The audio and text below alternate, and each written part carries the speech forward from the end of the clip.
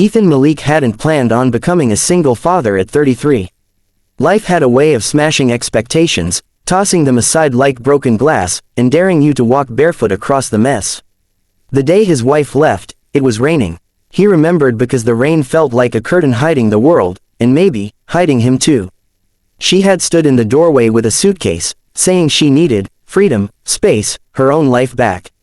Words that sounded like sharp stones. She left behind more than their marriage. She left behind Ion, their 4-year-old son who slept clutching a toy dinosaur. Ethan wanted to be angry, but mostly he felt hollow. He held Ion that night as the boy cried, asking where Mama went. Ethan didn't have an answer. Life tightened around him after that. Rent, groceries, school supplies, every bill seemed to multiply. He took extra shifts as a delivery driver, often coming home past midnight. Some days, Ion would wait up, falling asleep on the couch with a blanket over his tiny feet. Those nights broke Ethan a little. The day he was laid off, Ethan sat outside the warehouse with the paper in his hand, the sunlight too bright, the world too sharp. He felt embarrassed, scared, tired. Mostly tired. "Baba, why sad?" Ion asked gently that evening, small fingers touching Ethan's cheek. "I'm not sad," Ethan whispered, forcing a smile. "Just thinking." "Thinking hurts," Ion asked in his innocent, curious way. "Only a little, buddy." Ethan kissed his forehead. "Only a little. The next morning, Ethan walked into the community center to look for job postings. The board was messy, flyers pinned over flyers, crooked papers, faded ink. He scanned everything. Construction helper, warehouse loader, dishwasher. None worked with his schedule, none paid enough, none offered stability. Then he saw the small, slightly torn paper. Night security guard, old Riverside factory. 8 p.m. to 4 a.m. High pay, position available immediately. Apply in person, high pay, immediate. Nobody seemed to want it. That part worried him. He took a picture of the address and stared at it long after leaving the center. Old Riverside factory, people avoided that place. Rumors floated around. Strange noises, odd lights, accidents during renovation, workers saying the building felt wrong. Ethan had never believed in ghosts or curses. He was too busy dealing with real-world problems. That evening, while Ion colored dinosaurs on scrap paper, Ethan went online to read about the factory. It had been built in the 1950s, closed in the early 2000s, and abandoned for nearly 20 years before someone purchased it to renovate into a logistics hub. But the construction company changed 3 times. Workers kept quitting. The place had a reputation. But so what? He needed the job. At 4 p.m., Ethan dropped Ion at Mrs. Rahim's apartment. The kind widow lived 2 floors below and adored the little boy. She smiled gently as she opened the door. "Going for interviews again?" she asked. "Something like that," Ethan replied. "Don't worry, Allah will open doors for you," she assured him. Ethan nodded, hoping she was right. The factory sat on the edge of the industrial zone, a massive gray skeleton with broken windows like missing teeth. Half of it was draped in scaffolding. The air around it felt colder than the rest of the city. Inside the temporary office, an older man with silver hair and a worn jacket looked up. "You here for the security job?" the man asked. "Yes," Ethan replied. The man sighed, studying him with tired eyes. "You understand this job isn't easy." Ethan nodded. "I need it." The man hesitated before extending a hand. "I'm Mr. Caldwell. We've hired 6 guards this month. They quit within days." "Why?" Ethan asked. "They say the building makes weird noises. Shadows moving, lights flickering, whispering in the hallways." He shook his head. "Nonsense, if you ask me. It's old pipes, wind, and a building settling after decades. People scare themselves." Ethan nodded. "I'll take the job. You start tonight, 8 sharp. When Ethan returned at 8 p.m. in a simple jacket and cap, the air was colder, thicker somehow. He walked through the wide iron gate, carrying a clipboard, flashlight, and radio. The echo of his footsteps felt like someone walking behind him. He began his rounds. The main hall was enormous, old machinery covered in dust, half-dismantled beams, loose wires dangling like vines. The flashlight beam traveled across cracked floors, empty shelves, rusted signs. A distant drip broke the silence. Then a creak. Then another. Ethan swallowed. Old building. Just old building. He forced himself to keep moving. He entered the long corridor that connected the factory wings. Wind seeped through broken windows. A sway of shadows made his chest clench, but it was only a hanging tarp. At midnight, as he circled the east wing, he noticed a soft glow under a door marked archive room. That wasn't right. The manager had told him the power was cut in that section. Ethan approached slowly, heart thudding. He pushed the door open just an inch. Inside, a table lamp cast a warm circle of light over scattered blueprints. A young woman sat at the table, deeply focused. She looked up with a tiny gasp. "Oh, I didn't hear you come in," she said. "What are you doing here?" Ethan asked. She blinked, then gave a tired smile. "I work here. I'm the architect revising the renovation plans. This is the only quiet place left." "No one told me," Ethan muttered. "They forget I exist half the time," she laughed lightly. "I'm Lena." Ethan. From that night onward, Lena became a constant presence. She worked quietly, sipping lukewarm coffee, brushing hair from her face as she redrew floor plans. Sometimes she hummed unconsciously, sometimes she sat in deep concentration. He found her easy to talk to, gentle but strong. She learned about Ion. He learned she was supporting a sick grandmother and could not afford to quit. Their conversations were simple, comfortable, strangely healing.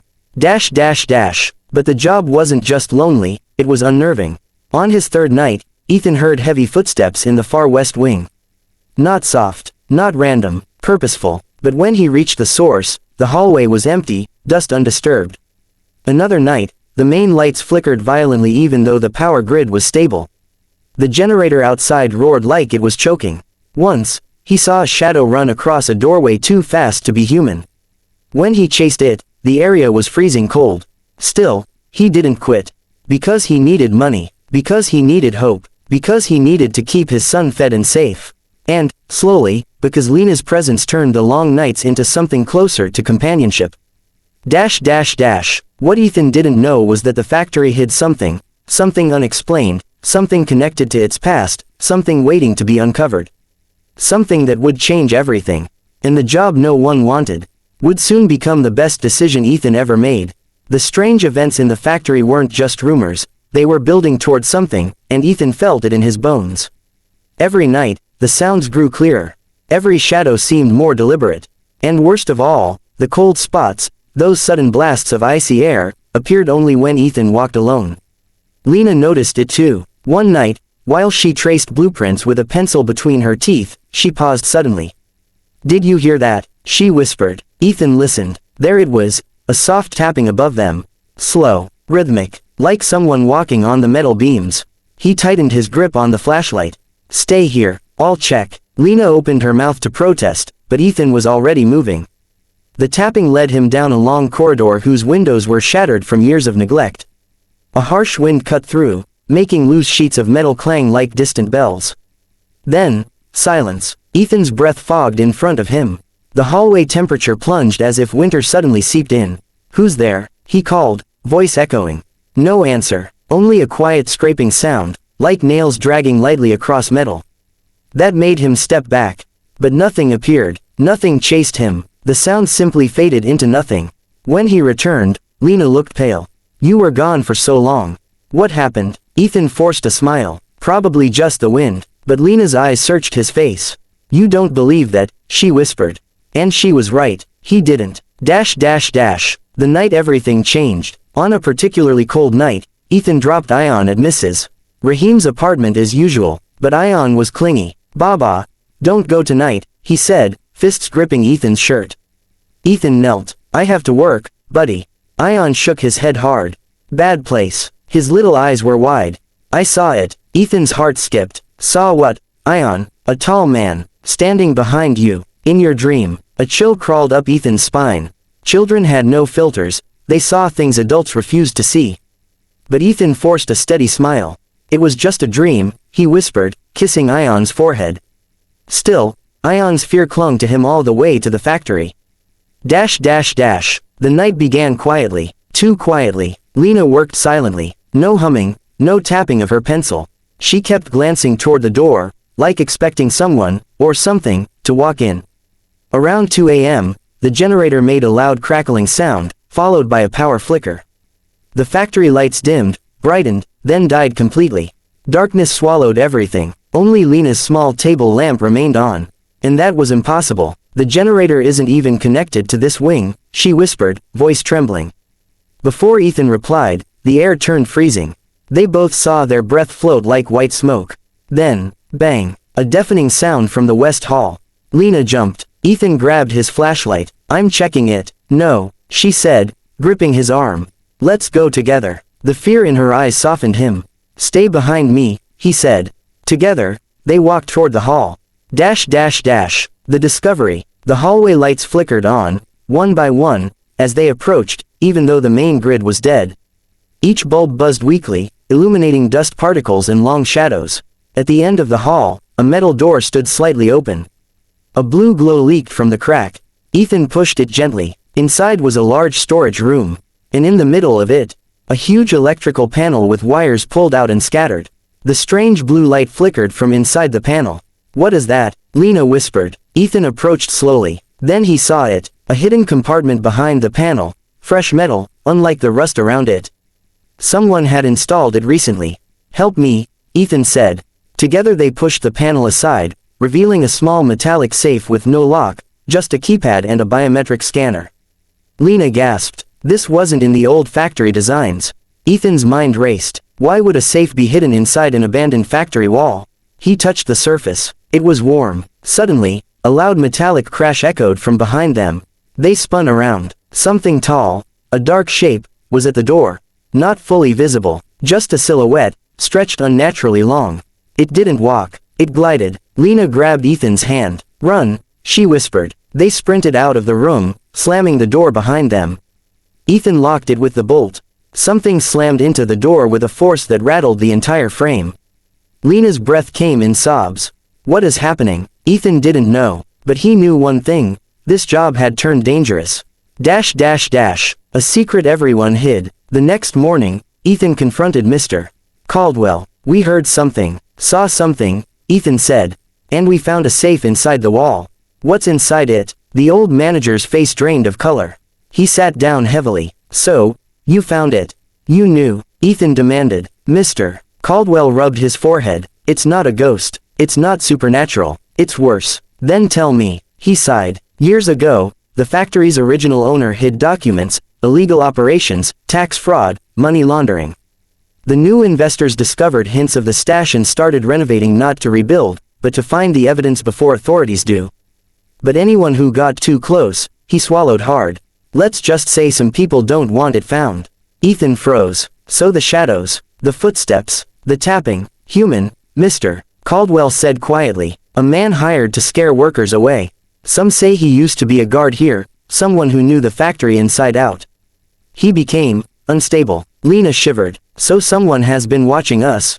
Mr. Caldwell nodded slowly. He doesn't want you discovering that safe. Ethan felt anger rise. You put us at risk. You took the job, Caldwell whispered. I didn't force you. Ethan clenched his fists. He wanted to quit, but then he thought of Ion. He needed the money. He needed a better future for his son. And most of all, if someone dangerous was inside that factory, Lena was at risk too. He couldn't leave her alone. The final night, Ethan made a decision. He would finish the shift. He would confront whoever was haunting the factory. That night, he arrived early. Lena insisted on staying too. We started this together, she said. We end it together. They returned to the hallway where they found the safe. The door was open now. Broken. The hidden room empty. He took it, Lena whispered. No, Ethan said. He's still here, watching. A soft scrape echoed behind them. They turned. Someone tall stepped out of the shadows.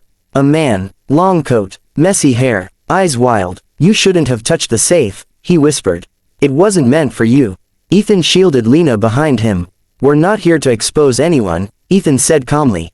Let us go. The man stepped forward. No witnesses. Ethan's mind raced. He needed to protect Lena. Suddenly, a loud alarm blared, the generator coming to life. Bright floodlights lit up the hall. The intruder shielded his eyes, stumbled back, and Ethan used that second to lunge forward, tackling him to the ground. The struggle was rough, violent, but Lena grabbed a metal rod and struck the man's arm, forcing him to drop his knife. Together, they overpowered him. Within minutes, police sirens echoed outside. Mr. Caldwell must have called them. The intruder was arrested. The documents inside the safe were recovered. The illegal investors were exposed. The best decision of his life. A week later, Ethan received a call. It was the chief investigator. Mr. Malik, the documents you helped uncover closed a major case. The company owes you compensation. A large amount, enough to pay his debts. Enough to secure a proper home for Ion. Enough to breathe, but that wasn't the best part. As he hung up the phone, Lena stepped closer to him outside the factory gates. So, she said softly, you won't be working nights anymore. Ethan smiled. No, I'll finally get some sleep. She looked at him shyly. Maybe we could still meet. Not in a haunted factory this time. Ethan laughed. I'd like that. Ion ran up to them, holding Lena's hand like he'd known her forever. In that moment, Ethan realized the truth. Taking the job no one wanted. The job everyone feared. The job that nearly broke him. Had given him a future. A family, and a chance at love. It truly was the best decision of his life.